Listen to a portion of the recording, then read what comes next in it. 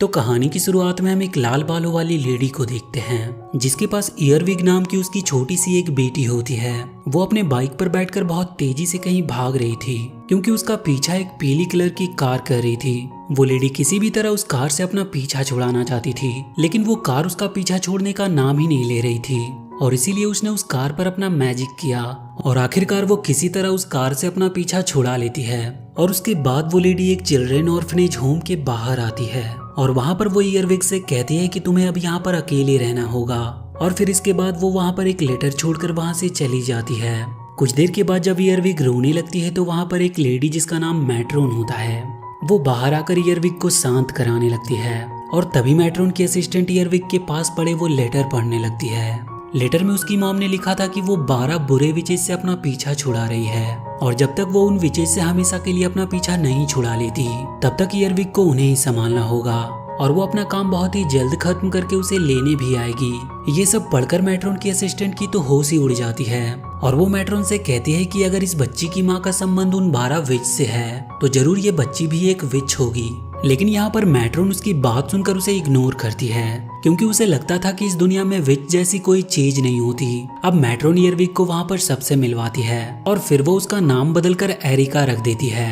अब यहाँ से हमें कुछ सालों के बाद का सीन दिखाया जाता है जहाँ पे रात में एरिका और उसके कुछ दोस्त भूत के कपड़े पहनकर शमशान में जाते हैं, जहाँ मिस्टर जेंकिंस उन्हें देखकर बहुत बुरी तरह डर जाते हैं और वो वहाँ से भाग जाते हैं।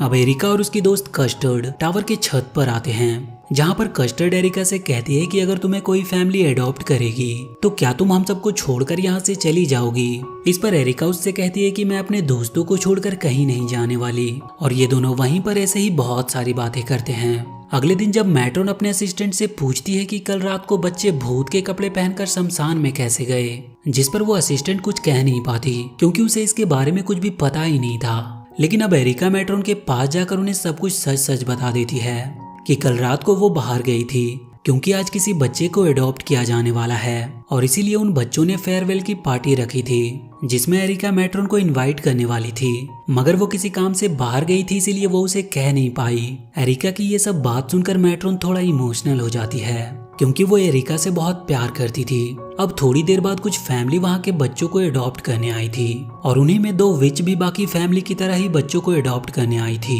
मैट्रोन और उसकी असिस्टेंट उन विच को पहचान नहीं पाते। वो विच सभी बच्चों से मिलकर आखिर में एरिका को एडॉप्ट करने के लिए चूज करते हैं, मगर एरिका उनके साथ जाने से साफ साफ मना कर देती है। लेकिन मैट्रोन के काफी समझाने पर आखिर में एरिका उनके साथ जाने के लिए मान जाती है, लेकिन अभी भी उसके दिमाग में कुछ और ही खिचड़ी पक रही थी और फिर वो उन दोनों विच के साथ वहां से चली जाती है। उसको वहां से जाता हुआ देखकर वहां के बच्चे और मैट्रोन काफी दुखी थे। दोस्तों, अगर आप भी अपने टूटते हुए बालों से परेशान हो और अगर आप भी चाहते हो कि आपके बाल हेल्दी और शाइनी बने रहे तो इसके लिए मैन मैटर्स लेकर आया है गमीज के रूप में हेयर विटामिन सप्लीमेंट्स जो कि च्यूएबल है। इसके सिर्फ एक गमी के अंदर 20 अंडों के बराबर बायोटीन मौजूद है जो कि बालों के लिए बहुत जरूरी होता है। ये टेस्ट में भी बहुत सही है और ढेर सारी न्यूट्रिएंट से भरा हुआ है जैसे कि बायोटीन, जिंक और multivitamins like A, C and E. सबसे अच्छी बात कि ये सेफ टू कंज्यूम है with 0 side effects, sugar free, 100% vegan and gelatin free और आपके डाइट में जो गैप आ जाते हैं उनको ये अच्छे से पूरा कर देता है। ये खाने में भी बहुत आसान है। आपको डेली सिर्फ 1 गमी लेना है और 2-3 महीने के अंदर ही आपको बेस्ट रिजल्ट मिलेंगे जैसे कि हेयर ग्रोथ, बियर्ड ग्रोथ, बाल लंबे और स्ट्रॉन्ग हो जाएंगे, बाल पतले होने से बचेंगे, सफेद और टूटने से भी बच जाएंगे। ये बालों में कोलेजन प्रोडक्शन को बढ़ाने में मदद करता है जिससे हेयर एजिंग होने से रुकती है। साथ ही साथ मैन मैटर्स ब्रांड में हेयर के अलावा स्किन, वेट, सेक्सुअल वेलबींग्स और हाइजीन से रिलेटेड कई सारे प्रोडक्ट्स हैं। ये मेंस के लिए एक डिजिटल हेल्थ क्लिनिक ही है जहाँ पर हेल्थ एंड वेलनेस इशू के लिए सर्टिफाइड डॉक्टर से आपको ऑनलाइन फ्री और कॉन्फिडेंशियल कंसल्टेशन मिलेंगे। तो अगर आप अपने बालों को झड़ने से रोकना चाहते हो तो इन हेयर गमीज को अपनी डेली डाइट में जरूर इंक्लूड करना और इससे पहले कि देर हो जाए अपने बालों की केयर करना शुरू कर दो। इस हेयर गमीज के लिंक और कूपन कोड दोनों ही आपको इस वीडियो के डिस्क्रिप्शन में मिल जाएंगे, तो जल्दी से जाओ और अभी ऑर्डर करो। कुछ देर के बाद एरिका उन दोनों विच के घर पहुंच जाती है जहां वो जाते के साथ ही भागने के रास्ते देखने लगती है ताकि जब भी वो चाहे वहां से भागकर अपने दोस्तों के पास चली जाए। मगर घर के अंदर जाते ही सभी दरवाजे अपने आप ही बंद हो रहे थे। ये सब देखकर एरिका काफी हैरान थी घर के अंदर एक विच जिसका नाम बेला यागा था, वो एरिका को बताती है कि वो दोनों ही विच हैं और हमने तुम्हें इसीलिए अडॉप्ट किया ताकि तुम हमारा काम कर सको। इस पर एरिका बिना डरे ही उससे डील करती है कि इसके बदले में वो उसे मैजिक सिखाएगी। अब बेला यागा एरिका को अपनी असिस्टेंट बना लेती है और जिसके तुरंत बाद ही वो उसे काम पर भी लगा देती है और वो उसे वार्निंग देते हुए कहती है कि तुम कभी भी मैंड्रिक को डिस्टर्ब नहीं करोगी। मैंड्रिक का नाम सुनकर एरिका कहती है कि वही मैंड्रिक ना जिसके सर पर सींग उगे हैं। इस पर बेला यागा उसे बताती है कि उसके सर पर तभी सींग उगे होते हैं जब वो गुस्से में होती है और इसीलिए तुम उससे दूर ही रहना। अब बेला यागा एक किताब से पढ़कर कुछ टोटका बना रही होती है जिसके बारे में एरिका उससे बार बार सवाल पूछ रही थी, मगर वो उसके बारे में कुछ भी उसे बता नहीं रही थी। और फिर जब वो अपने कॉल पर बात कर रही होती है तभी एरिका जल्दी से उस किताब में अपने काम का कुछ देखने लगती है, मगर उस किताब में उसे उसके काम का कुछ भी मिलता नहीं। उसी रात में एरिका बेला यागा को एक कमरे से दूसरे कमरे में जाते हुए देख लेती है, लेकिन तभी वो दरवाजा गायब हो जाता है। तो एरिका उसके सामने वाले कमरे में जाती है जहाँ से बेला यागा बाहर निकली थी। उस कमरे में बहुत सारी किताबें थी। उस कमरे को देखकर ऐसा लग रहा था कि जैसे वो एक लाइब्रेरी है। एरिका वहाँ के एक टेबल पर से एक लेटर उठाकर पढ़ने लगती है, लेकिन तभी उसके सर पर एक किताब गिरती है, लेकिन वो उसकी तरफ ज्यादा ध्यान नहीं देती। लेकिन तभी एक बार फिर से उसके सर पर एक और किताब गिरती है, जिसके बाद जब वो ऊपर देखती है तो उसे पता चलता है कि उसके ऊपर बहुत सारी किताबें गिरने वाली थी। तो जल्दी से एरिका वहाँ से दूर होती है।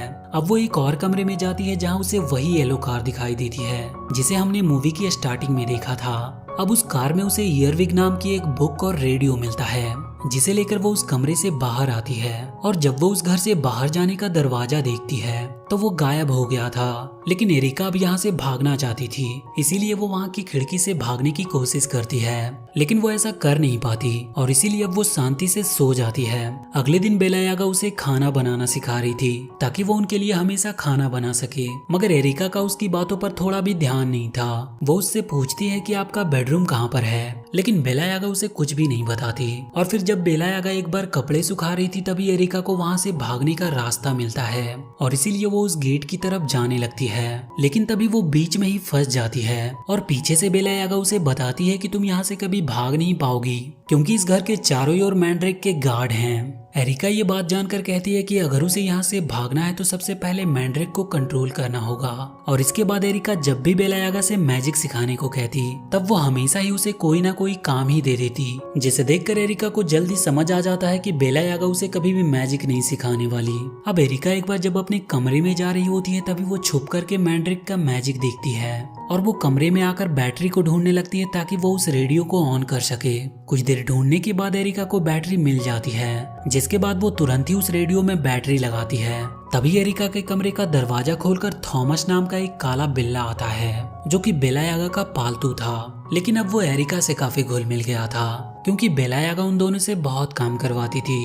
अब एरिका जब वो रेडियो ऑन करती है तो उसमें एक गाना चल रहा था। अब ये गाना एरिका को काफी पसंद आता है, इसीलिए वो उसे अगले दिन भी सुनती है और वो गाना सुनते सुनते ही मैंड्रिक की ड्राइंग कर रही थी और फिर उस पन्ने को फाड़कर दीवार पर फेंक देती है, जिससे उस दीवार पर रेड कलर का कुछ बनता है जो एरिका के समझ में नहीं आता।